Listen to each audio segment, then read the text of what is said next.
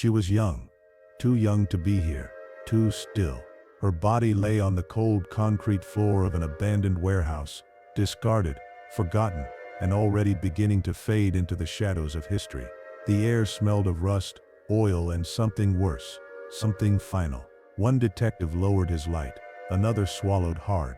This wasn't just a death, this was a message. In 1981, somewhere in California, Susan Davis vanished. Days later she was found here, but who brought her to this place, and why, would remain unanswered for decades. And as the warehouse door slammed shut behind investigators, one chilling truth settled in: this case was never going to be solved easily. California in 1981 was a place caught between eras. The optimism of the 1970s had faded, replaced by anxiety, economic uncertainty, and rising crime. Cities expanded faster than police departments could adapt. Industrial zones sprawled outward, rows of warehouses, factories, and forgotten buildings where no one asked questions. It was a time when disappearing was easier than anyone wanted to admit, and Susan Davis was living right in the middle of it. Susan Davis wasn't famous. She wasn't wealthy. She wasn't reckless. She was ordinary, and that's what makes this case so terrifying. Friends described her as quiet but warm, independent but cautious.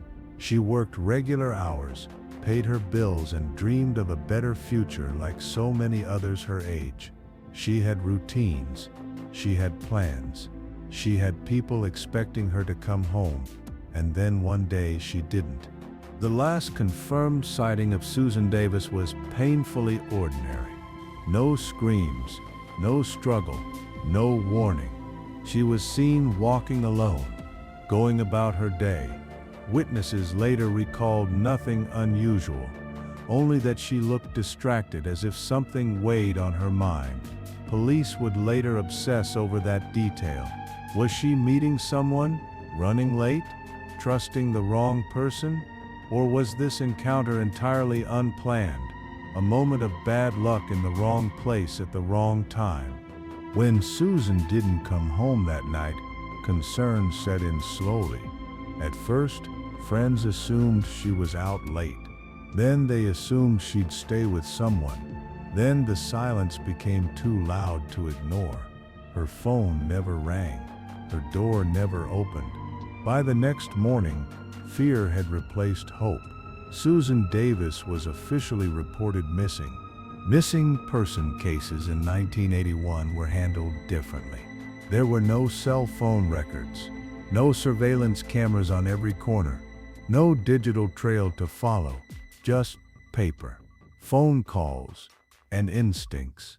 Investigators searched neighborhoods, questioned coworkers, and retraced Susan's steps, finding nothing but dead ends.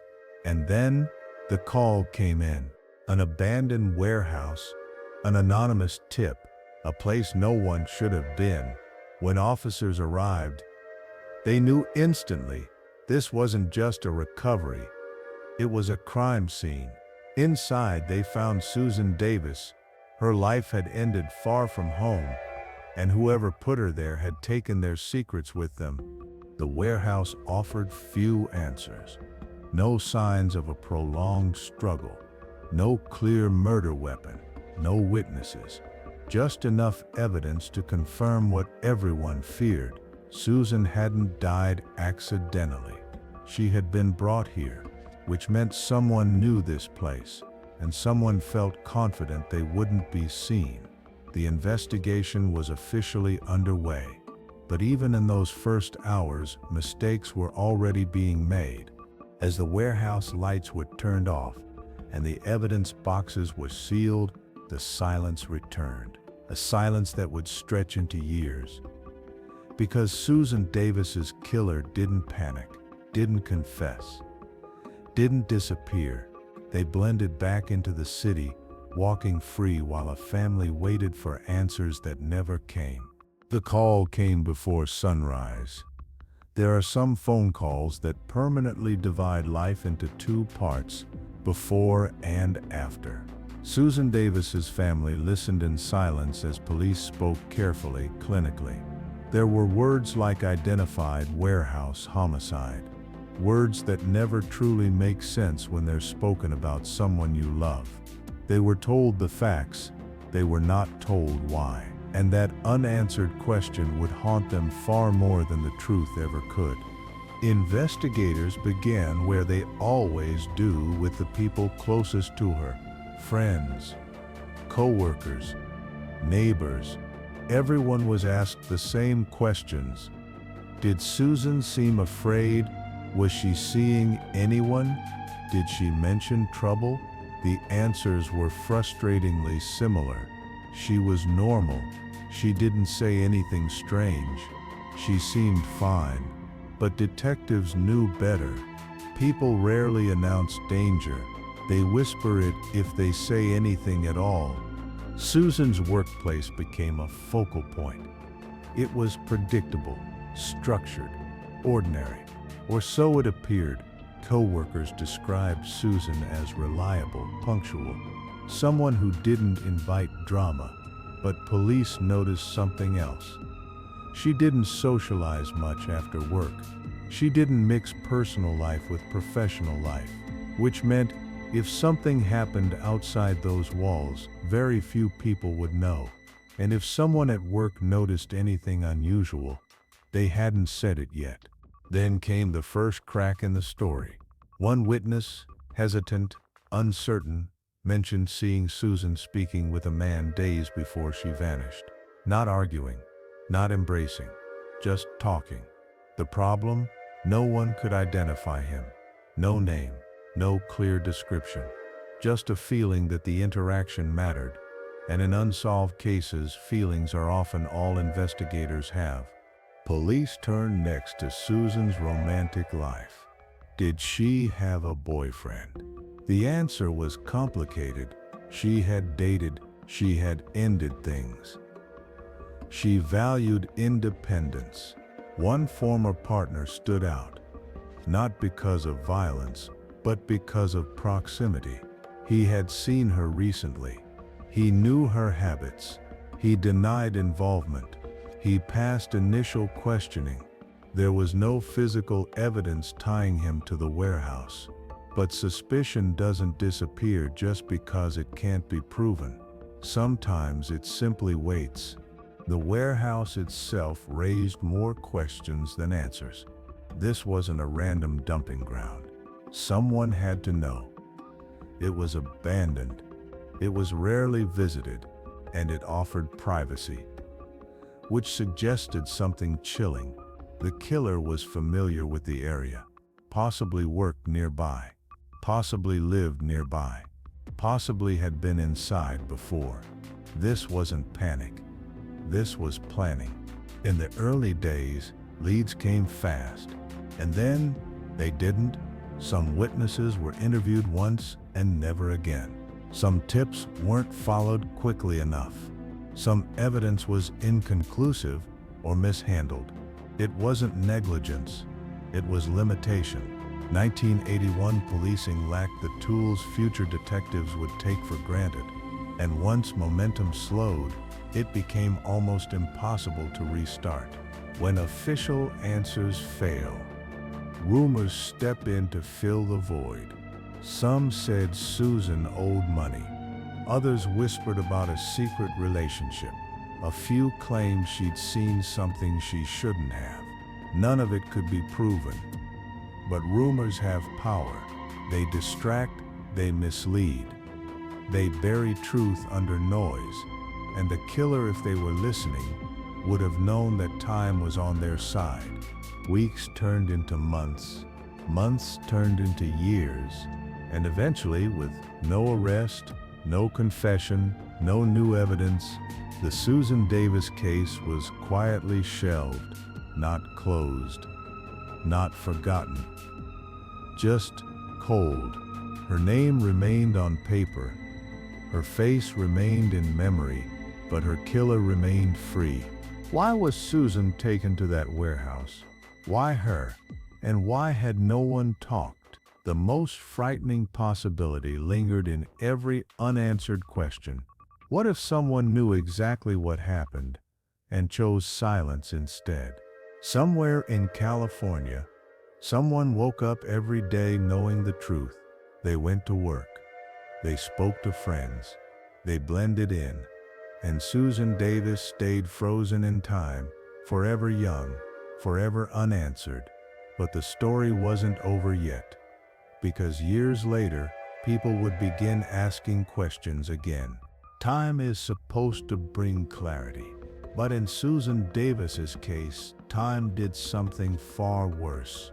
It blurred faces. It softened memories. It allowed people to forget details they once swore were unforgettable. By the early 1980s, detectives still assigned to the case felt the pressure. Cold cases weren't glamorous. They didn't bring promotions. They didn't bring praise. And yet somewhere inside the unanswered questions, something felt wrong. Not missing. Avoided. Investigators returned again and again to the warehouse. Because buildings don't lie. People do. Records revealed that the warehouse hadn't always been empty. It had once been part of a larger industrial operation, shipping, storage, and logistics, which meant something unsettling. Dozens of people had reason to know this place existed. Truck drivers, maintenance crews, security guards, former employees, yet very few had been seriously questioned. Why? Because none of them fit the neat narrative investigators wanted. One name appeared briefly in the files, then vanished. A night shift worker employed nearby. He had access to keys.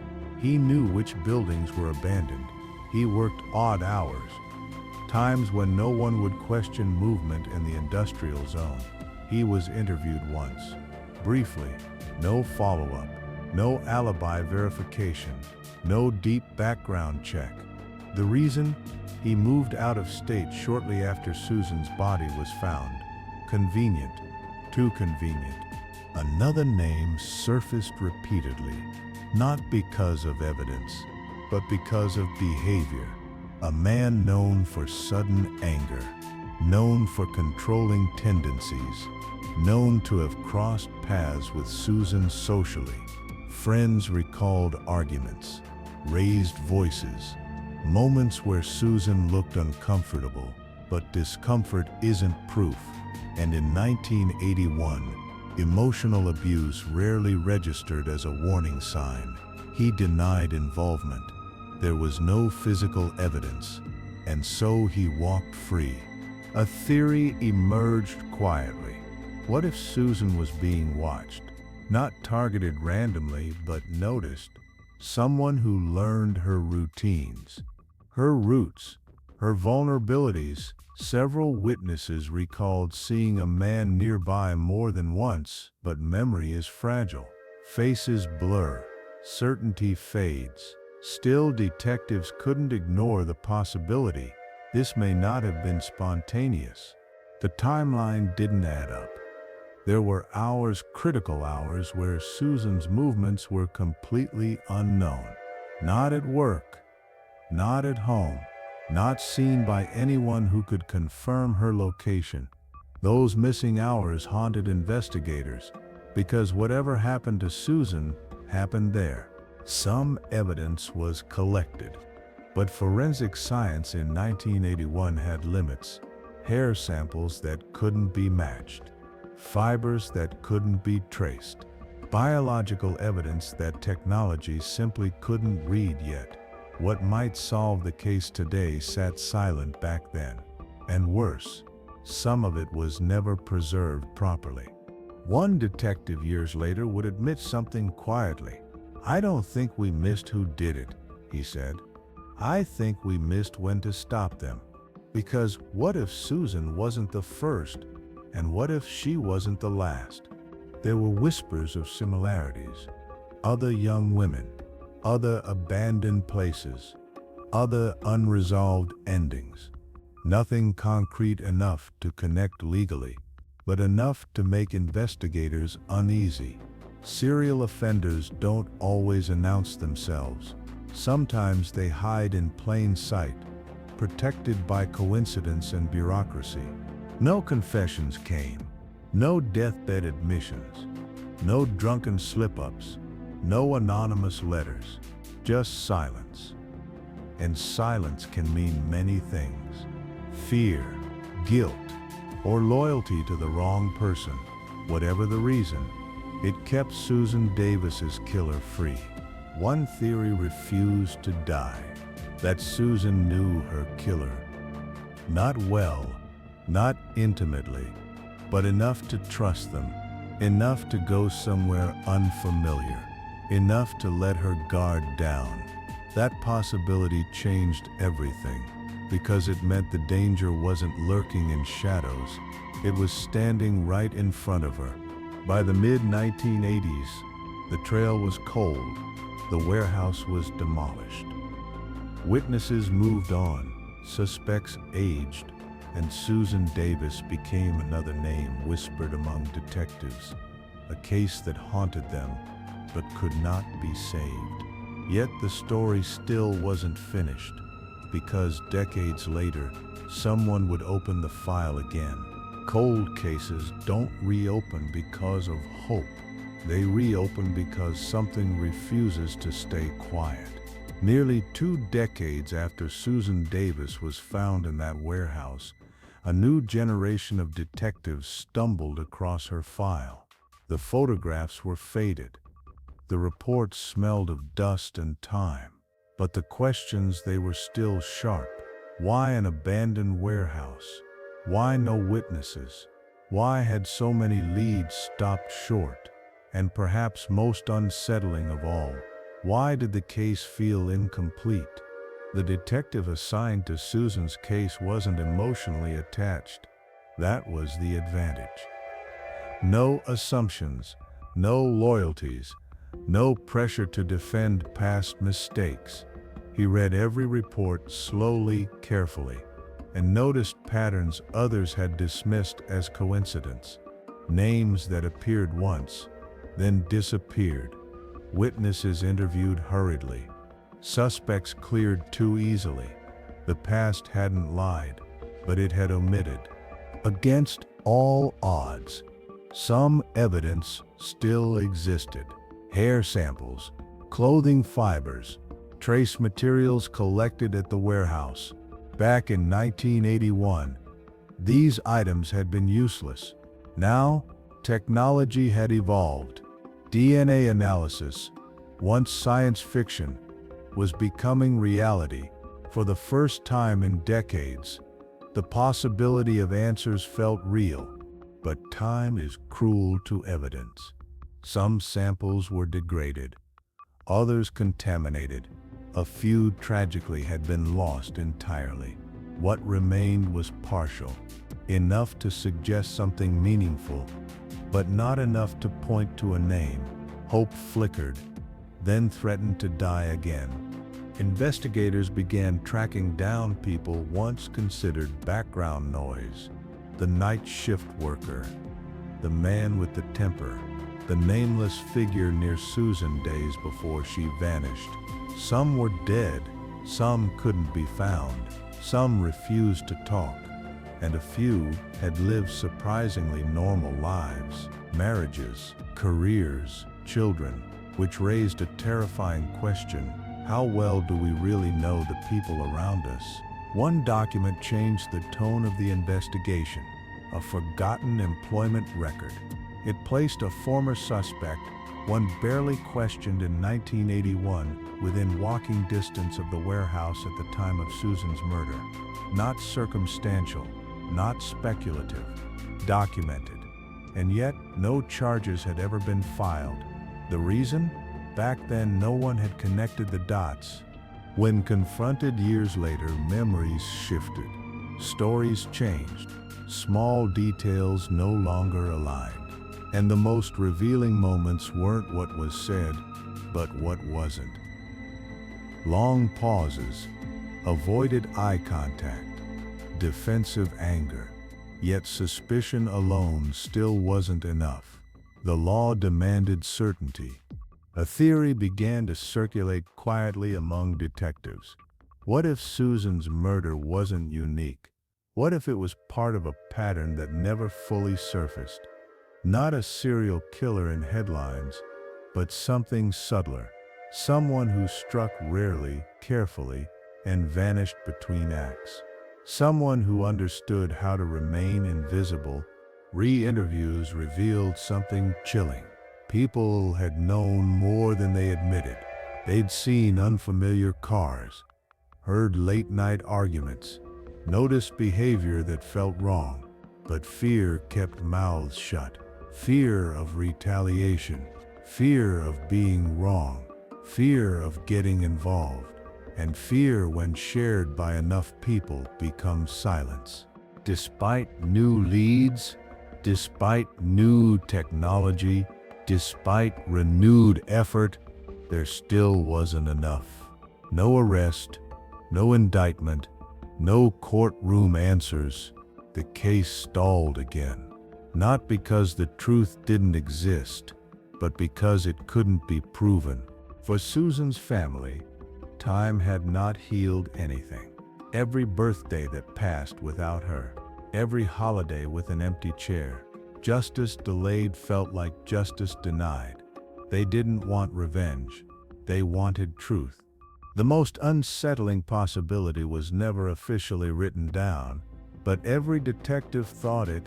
What if Susan's killer was never caught because they never stopped blending in, living quietly, aging peacefully, protected by time? Some cases fade, others refuse. Susan Davis's murder remains unsolved, not because no one cared, but because the truth stayed just out of reach. Still, there is one final chapter, not about evidence, not about suspects, but about legacy. The warehouse is gone now. No walls, no doors, no echo of footsteps, just bare ground, as if the earth itself tried to erase what happened there. But places remember. Even when buildings fall, the ground keeps secrets. And this ground once held the final moments of Susan Davis's life. Nothing marks it. No plaque, no warning. People pass by every day, unaware that they're walking over a crime that was never answered. It's easy to forget. Susan Davis wasn't a mystery. She wasn't evidence. She was a person. She laughed. She had favorite songs. She made plans. She never got to keep. When cases go unsolved long enough, victims become symbols instead of people. Susan deserves better than that. Somewhere, someone knows exactly what happened. They know how Susan got to that warehouse. They know why she never walked out. They know how close investigators came and how lucky they were when the trail went cold. That knowledge didn't fade with time. It aged with them. The murder of Susan Davis reveals uncomfortable truths. That evil doesn't always look monstrous. That danger doesn't always announce itself. That silence can protect the guilty longer than lies ever could. And that justice without persistence can quietly disappear. This case didn't fail because people didn't care. It failed because of time, because of technology, because of systems that weren't ready. And once momentum is lost, it is brutally hard to reclaim. Cold cases matter because truth doesn't expire, because answers still exist, even decades later, because families deserve more than uncertainty, and because somewhere someone still carries guilt like a shadow that never leaves. There's a possibility investigators never say out loud that someone watching this knows something. A memory, a name, a detail that once seemed too small to matter. Time changes perspective. What felt insignificant then might be everything now. The most haunting question isn't who killed Susan Davis. It's this: how many people crossed paths with her killer afterward, never knowing who they were standing next to? Susan's life didn't end naturally. It was interrupted. Every year after 1981 belonged to someone else, and that theft, that erasure, is the true crime. The murder of Susan Davis remains officially unsolved. No conviction, no confession, no closure. Just a question mark that refuses to disappear. Cases like this don't end with answers. They end with responsibility to remember, to question, to speak even when it's uncomfortable. Because silence is exactly what allowed this case to fade. And memory. Memory is the only thing keeping Susan Davis from being forgotten. Susan Davis was here. She mattered. And as long as her story is told, her case is not finished. If you want more gripping true crime stories like this, hit like and subscribe and never miss a case.